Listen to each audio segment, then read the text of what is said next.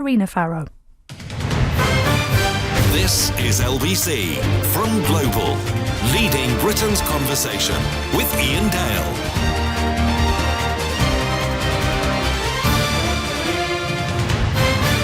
Hello, a very good evening. It's 8:03 here on LBC. You can watch us on our Facebook page, on Twitter and on YouTube and on the LBC website at lbc.co.uk. I've got Rory Stewart with me, Secretary of State for International Development, one of the 10 leadership contenders for the leadership of the Conservative Party. Rory, thanks for coming in. You've got some bad news for us, though. I have got bad news to you. So this is the day of the leadership hustings of the 1992 committee. And I was supposed to do it at 7:30. I've run to you. I'm going to have to go back between 8:45 and 9. If you were able to have me back on again after 9, I'd love to come back on. But I've got to get to talk to the MPs because we're in the last days before that Thursday vote.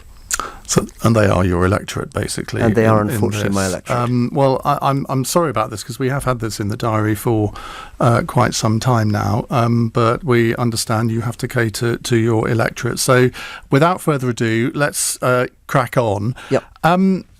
Why are you even standing? Because you've only got a few supporters. You know you can't win. So, what is the point of standing?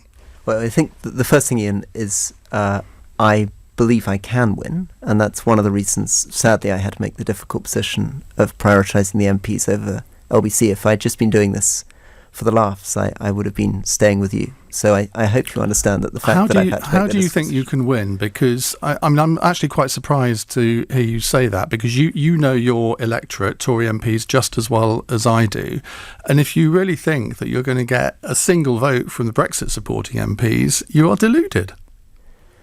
So with the Brexit supporting MPs, or the hard Brexit supporting MPs, so the ERG types, because I myself support Brexit, I just support a pragmatic, moderate Brexit deal. Exactly. And you said you would vote Remain again if there was another referendum, so how do you support Brexit? I didn't say I'd vote Remain again. I've said I'm completely against a second referendum. I'm somebody who absolutely honoured the result of that referendum. One of the things that's so stupid in this debate, I think, is the idea that because somebody voted Remain, they're suddenly considered a Remainer for the rest of their life. I accept the result of that referendum. So if there was another referendum, would you vote Remain? I've argued passionately in day out to get a Brexit deal through, and the only reason a Brexit deal didn't go through is not because of the people that are being called Remainers in Parliament. It's because people with a very perfectionist vision of Brexit who didn't want common external tariffs blocked that deal. And I'm absolutely against the second referendum. I think it would be divisive, polarising, and were it to happen, I think it would be a terrible thing to try to re-enter the European Union after all we've been through in the last 3 years. But if there was a second referendum, how would you vote? If there was a second referendum, I'd probably leave politics, and I think it would be the most divisive and horrifying thing for this country. It would be the end of my political career because I believe in compromise. I believe in respecting the result of that referendum, getting the Brexit deal through in a pragmatic, moderate way. I hate this division of the country between Remainers and Brexiteers. I think we can get a good, pragmatic Brexit deal through. And I really want to call out people who think that on the basis of how you voted, for the rest of your life you're called a Remainer or a Brexiteer, when I have put so much passion into getting a Brexit deal done. But I come back to the question, if there were a second referendum, and you and I can agree on the fact that it would be incredibly divisive, but to my mind it's looking more likely now than it probably has been for a long time. If there were a second referendum and it was just a Leave Remain choice on the ballot paper, how would you vote? Well, firstly, I don't think anybody should push for a Leave Remain. I think if there should be 3 choices, and the choice that I would choose is the Prime Minister's deal, because I think it was a good deal, it was well negotiated, and I think nobody actually discussing this, or most of the people I find discussing this, haven't read that deal. They don't understand what a customs union is. They don't understand how the backstop works. I think it was a good deal. It could have got us out of the European Union at the end of March, and if a referendum happened, that's what I'd be voting for. Okay. Obviously, any new Prime Minister is going to have to deal with a lot of issues. What's your number one issue that you would want to deal with as Conservative leader? We've had a lot of campaign launches today, a lot of talk about tax, but what's the single issue that motivates you apart from trying to come to a deal on Brexit? The issue that I think is the biggest scandal in our life is adult social care, which I think we haven't tackled at all. The quality is poor. People in my constituency are being seen by carers for 15 minutes a day. It's not long enough to bathe you or change you and talk to you. But underlying that is something even more fundamental. In this race, I am, at the moment, I feel the only economic conservative. The rest of these candidates are making incredible promises on spending, incredible promises on tax cuts.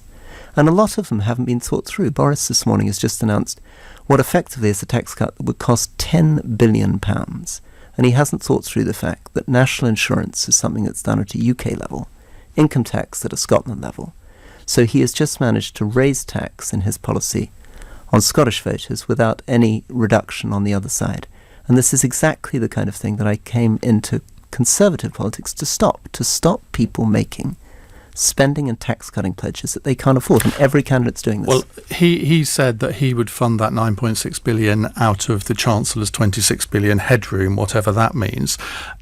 What approach to social care would you take? Because one of the other candidates, and I think it was Michael Gove this afternoon, he talked about social care as well, and said he would want to adopt a lot of the Dilnot proposals. Do you have fresh ideas on that, or would you go back to the Dilnot report? I think the fundamental on social care, what's made it impossible to sort it for 40 or 50 years, is that people keep trying to pursue it as a party political campaign in manifestos.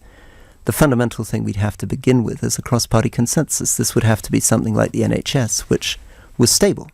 If you tried to do it by mucking around with one government pursuing people's houses and other government employing employers' national insurance, there'd be no stability at all for the system.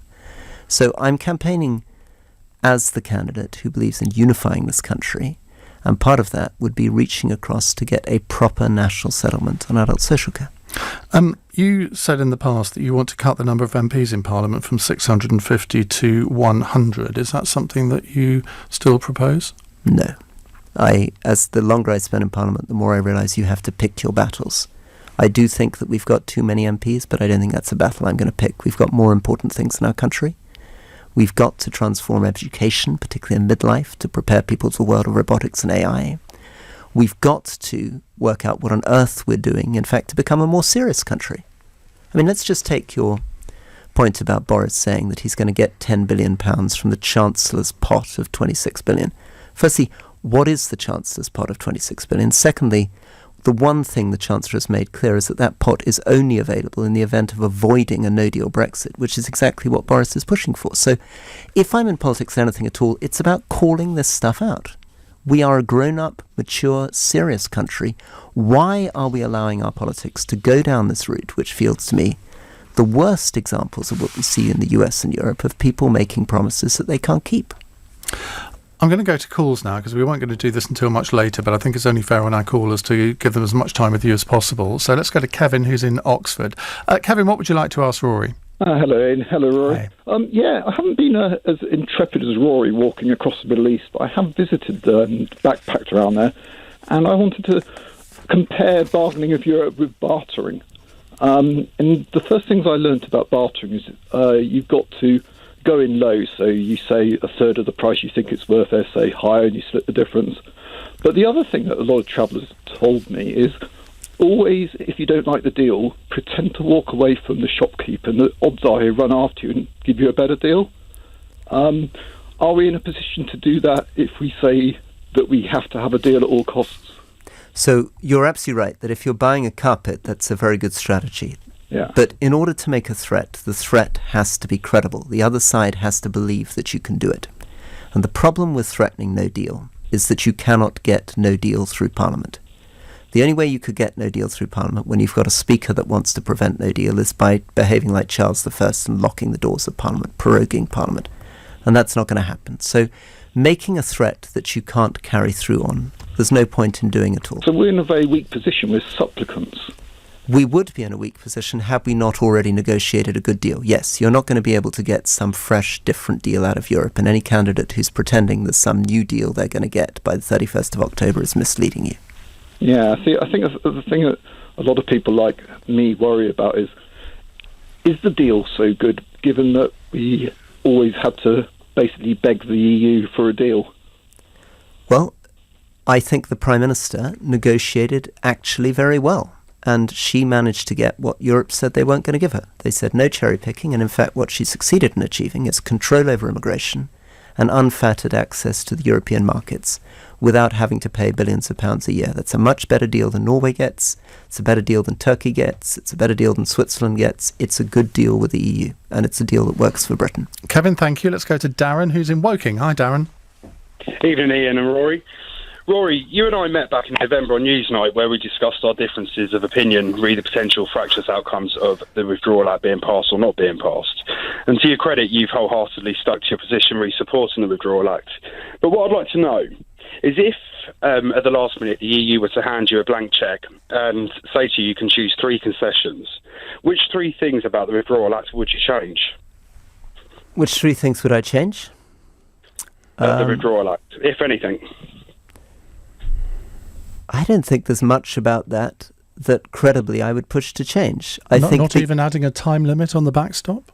Time limit on the backstop would be good if you could get that through. If you had some magic wand where you could somehow resolve the Irish border issue, that would be a great thing to do. I think it's always nice to say it's always nice to save money. So if you were able to negotiate a deal where you didn't have to hand over as much money, that would be a good thing. But the point in any deal is that you compromise. You compromise, you come to a deal, you shake hands, and you don't spend your time after you've made the deal thinking about all the things that you might have got if you hadn't done that. But given the parliamentary arithmetic, how could you get this through the Commons any more easily than Theresa May has been able to? Surely there would have to be some changes to it. You can't surely sit there and say, I can't think of any changes.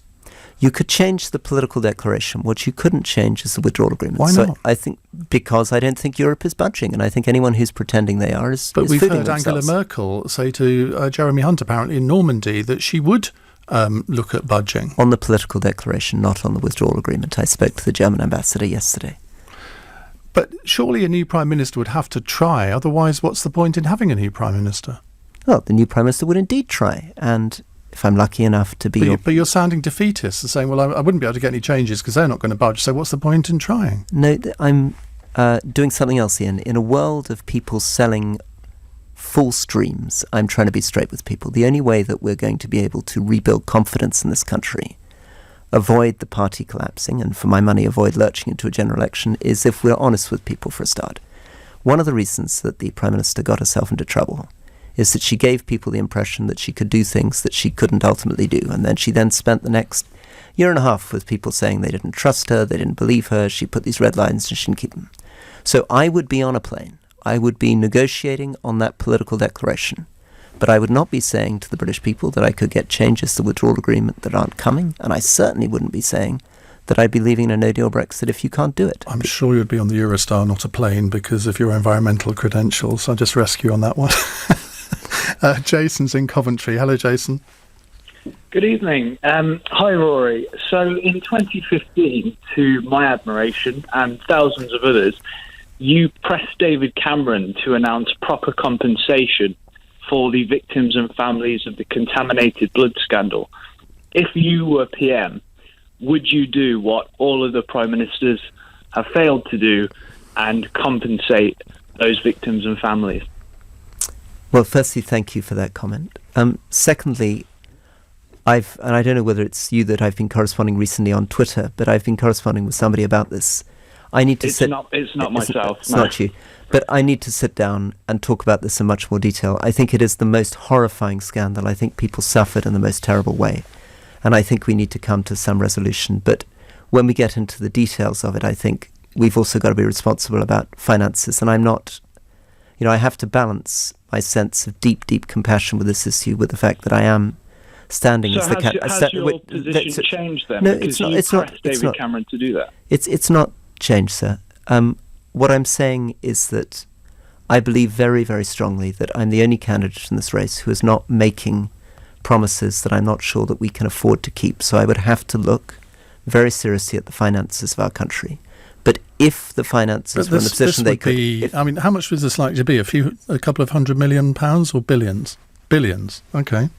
Well, do you accept, Jason? That is something that no politician can just say if it's going to cost billions that they can automatically do it.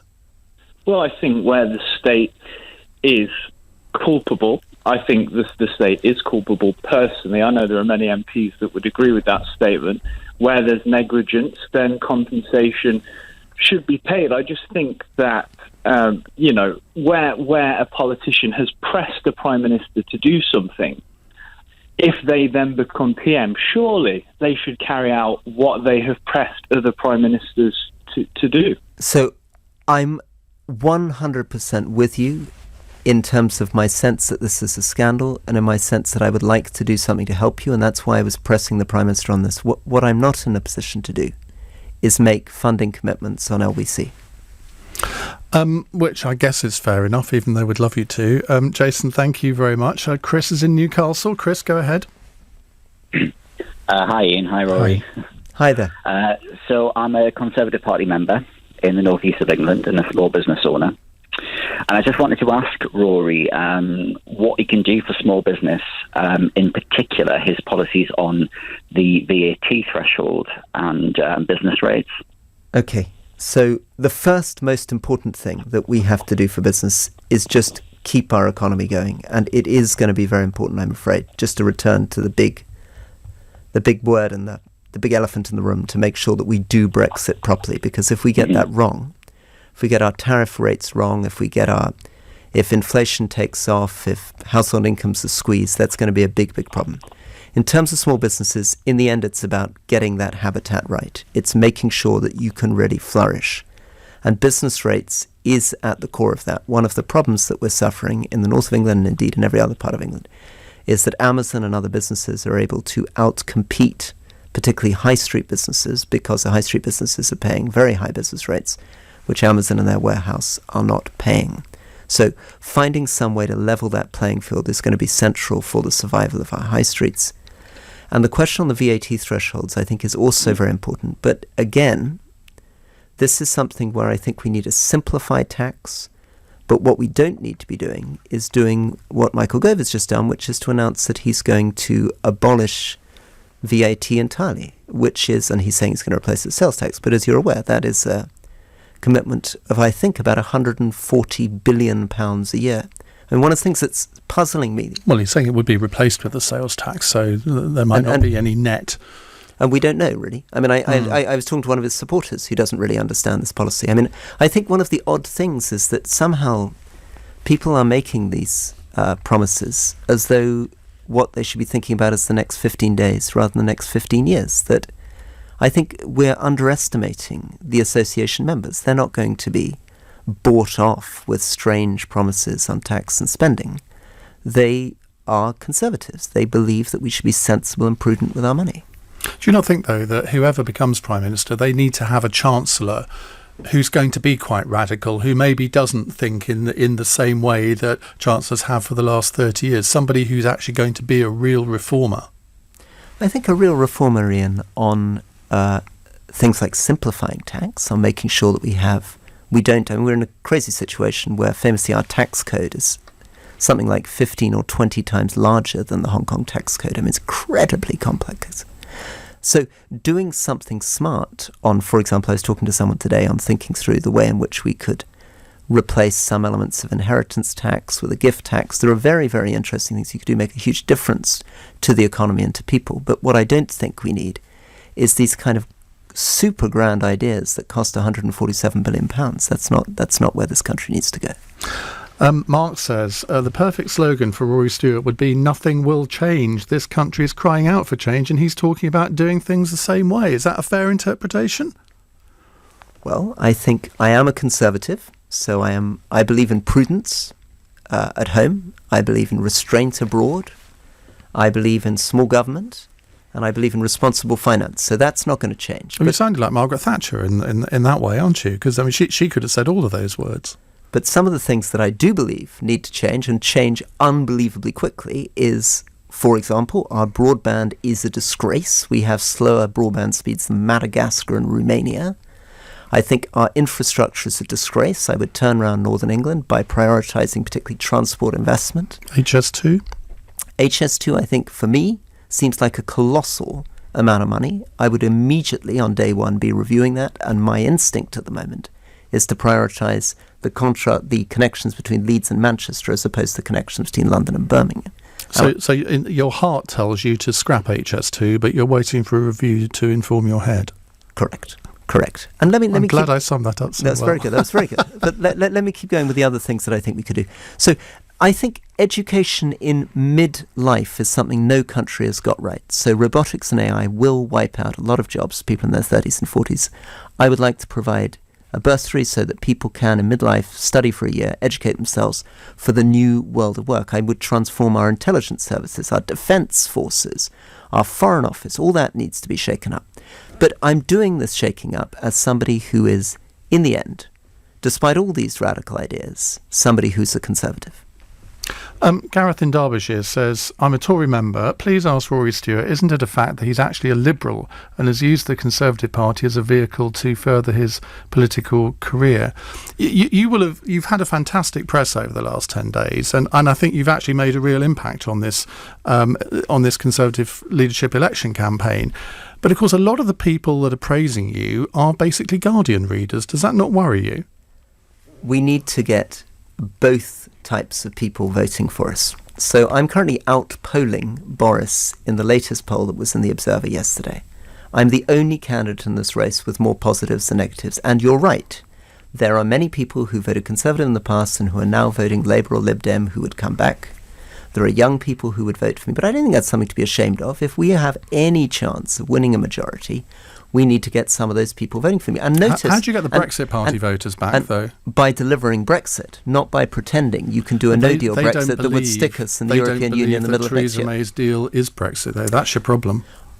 I believe that get that deal through and done, and that's what people want. I think the majority of people who voted for the Brexit Party are just very angry that we didn't leave at the end of March. The details of the trade negotiations is not what's annoying them. What's annoying them is they felt that people betrayed them, and the way to get the Brexit deal done, and the only way to get any deal done, is through Parliament. Everybody's pretending somehow Parliament doesn't exist. Because of Parliament, no deal's not an option. People pushing for no deal are just going to delay us. We're going to be stuck in the European Union in the middle of next year. I was listening to the podcast you did with Nick Robinson, Political Thinking, on a drive down from Norfolk the other day, and very entertaining it was too. But he said something to you which I thought was very interesting. Your background, your education, Eton, Oxford, your career in the Foreign Service and Afghanistan and all the rest of it. You could have been a colonial governor in the 1850s or something. And much to my surprise, you said, yes, you're probably right.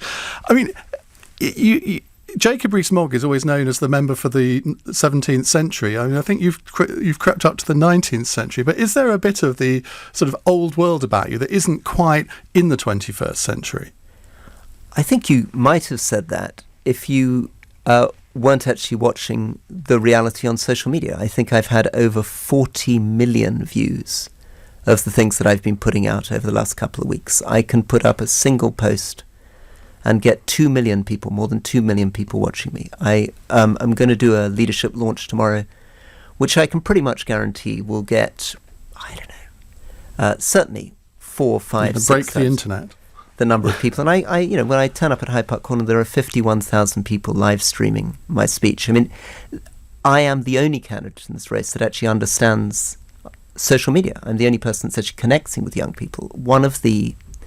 And it's partly because I'm one of the only people in this race that appears to be comfortable talking to people on the street, which is why, in the end, I think this race is going to come down to who can beat Boris. And the fundamental question I want to pose to the voters is, do you prefer Boris's Brexit or my Brexit? Do you prefer his type of economic policy or my type of economic policy? His type of politics or mine? But it's Conservative Party members who would be your voters if you get to the final two.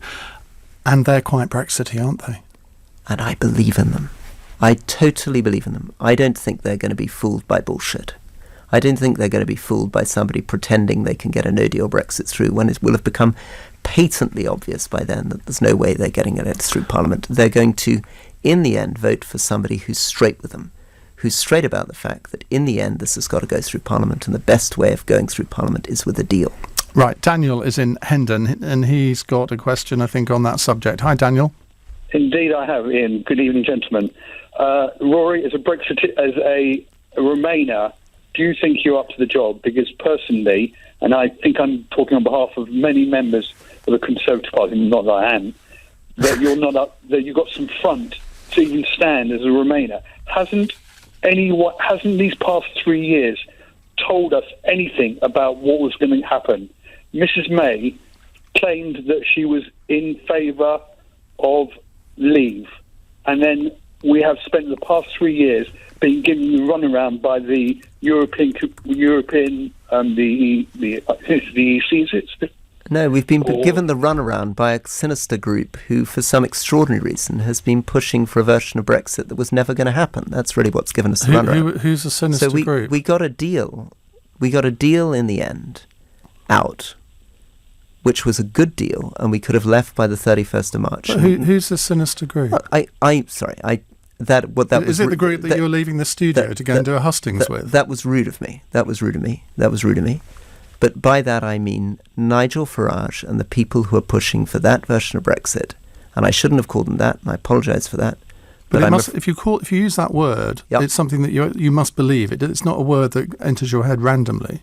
No, you're right. I must at some level believe it, and I must at some level believe it because I think people who push for something that can never happen and that doesn't exist, there's something that troubles me. So are you going to go to the hustings from here and call Mark Francois a sinister man? I will go from here to the hustings and I will try as politely as I can to say to people that they are in danger of pushing something to the public that can never happen. But what's sinister about it? They might differ in their beliefs from you, but to use and I know you said you didn't really mean it, but you use a word like sinister, you're basically insulting anybody who believes that we should be leaving the EU without a deal. Now, you can have a good argument about that, but that's not a sinister belief, is it? No. I don't disagree with people who think that we ought to be leaving. The people I disagree with are the people who know perfectly well that we can't leave in that way and are still arguing for it. That, I think, is sinister. Keith is in Henfield. Hi, Keith. Hello. I'd like to ask Mr. Stewart. I've been a member of the Conservative Party since 1963, and for the first time and for a long, long time, I feel there's a total disconnect between my own MP and myself and most of my fellow constituents. And I know he's been doing a lot to go around and engage with people. How is he going to encourage other MPs to do the same? Because my own MP won't even discuss the EU.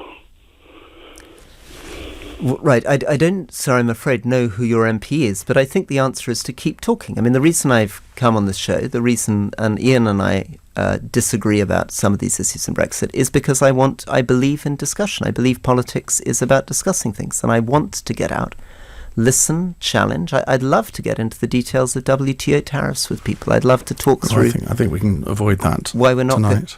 But no, I mean, it sounds kind of boring, but in the end, the business of politics is pointing out some basic facts, such as the fact that my farmers in Cumbria are going to be in trouble unless some of these so-called no-deal WTO advocates explain to me what tariff rates are they setting on agriculture. Are they going to go with the EU tariffs? Or are they going to go zero tariff, which is what Patrick Minford and Jacob Rees-Mogg is talking about, in which case Argentinian beef, Brazilian beef, American wheat's coming in, and that's the end of my farming industry. Will somebody who's talking about no deal tell me what this thing is?